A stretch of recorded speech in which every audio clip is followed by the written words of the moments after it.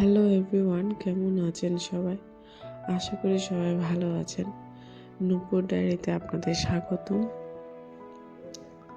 আজকে সকাল থেকেই মনটা খুব খারাপ হয়ে গেল, কারণ ছেলের খাতা দিয়েছে, ম্যাথটা একটু খারাপ হয়েছে।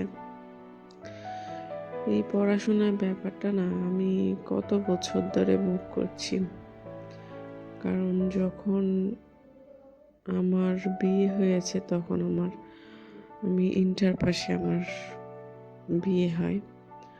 গ্র্যাজুয়েশন বলেন, মাস্টার্স বলেন, এগুলো বাচ্চা হওয়ার পরে আমাকে করতে হয়েছে। খুব কষ্ট হয়েছে আমার, দুইটা বাচ্চা সামলিয়ে, আরও যমজ বাচ্চা, সেক্ষেত্রে আবার নিজের পড়াশোনা করা, আবার সংসার মেনটেন করা, খুব ঝামেলা। অনেকে আছে যা প্রায় সংসারের পরেই আমার পড়াশোনা অফ করে দিয়েছে, কিন্তু আমি চেষ্টা করেছি যে পড়াশোনাটা অন্তত শেষ করতে পারি। কিছু করতে পারি আর না পারি, অন্তত স্টাডিটা শেষ করতে পারি।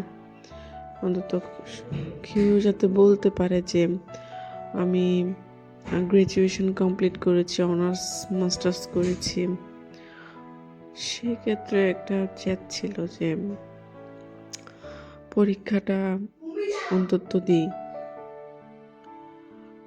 গ্র্যাজুয়েশন আর পোস্ট গ্র্যাজুয়েশন তো কমপ্লিট করেছি, কিন্তু জব করার ব্যাপারে একটু প্রবলেম হয়ে গেল, কারণ জব করার ক্ষেত্রে তো বাচ্চাদের দেখার একটা পার্মানেন্ট মানুষও লাগবে।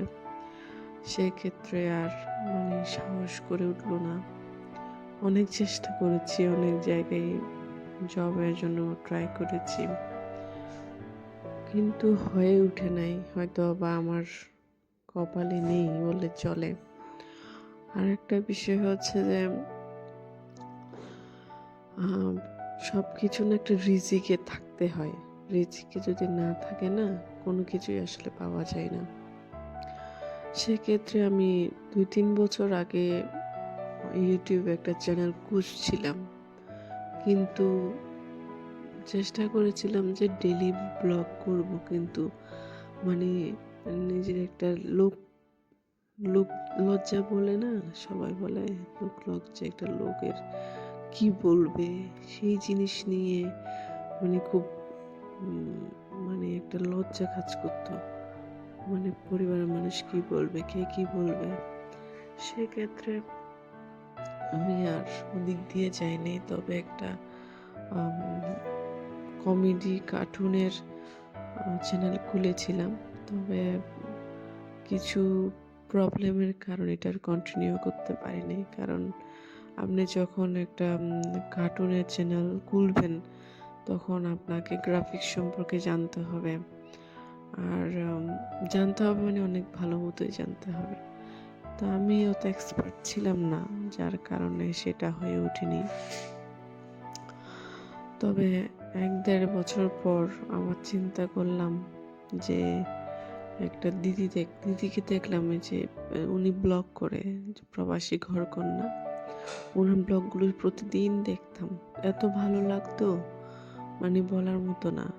আমার খুব ইচ্ছে করতো যে আমিও একটা ব্লগ দিব, কিন্তু সাহস হয়ে উঠল না।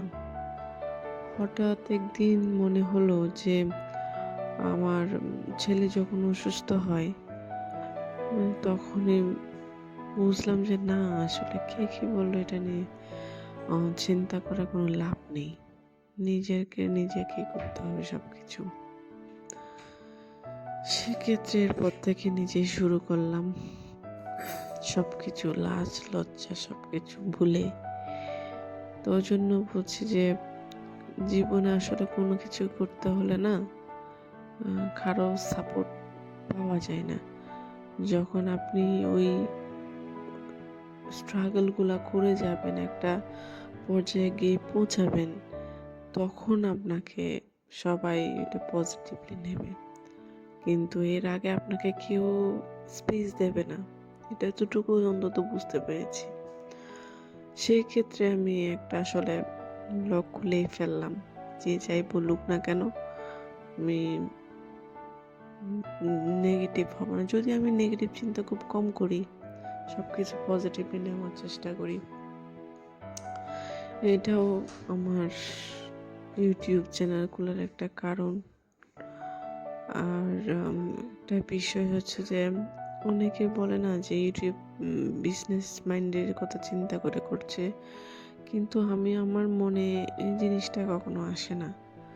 যেমন ধরেন একটা মানুষের সাথে কথা বলতে হতো একটা মানে সঙ্গী লাগে। আমি মনে করেছি ইউটিউবটা আমার একটা ফ্রেন্ড, আমার একটা বান্ধবী যার সাথে আমি কথা বলছি। হ্যাঁ, সেই চিন্তা করে আমার আসলে ইউটিউব চ্যানেল খোলা।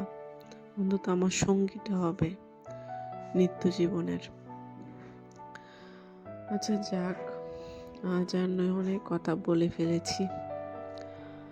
সবাই ভালো থাকবেন, সুস্থ থাকবেন, আশেপাশের মানুষকে ভালো রাখার চেষ্টা করবেন। আর চেষ্টা করবেন যাতে মানুষের লোক লজ্জা বলে যে এইসব বিষয়গুলো অ্যাভয়েড করতে, এগুলো আসলে কোনো কাজেই আসে না। আর দোয়া করবেন আমার ছেলেদের জন্য যাতে ওরা ভালো থাকে, সুস্থ থাকে। আর ভালো লাগলে একটি লাইক, একটি কমেন্ট করবেন, সাবস্ক্রাইব করে পাশে থাকবেন। বাই।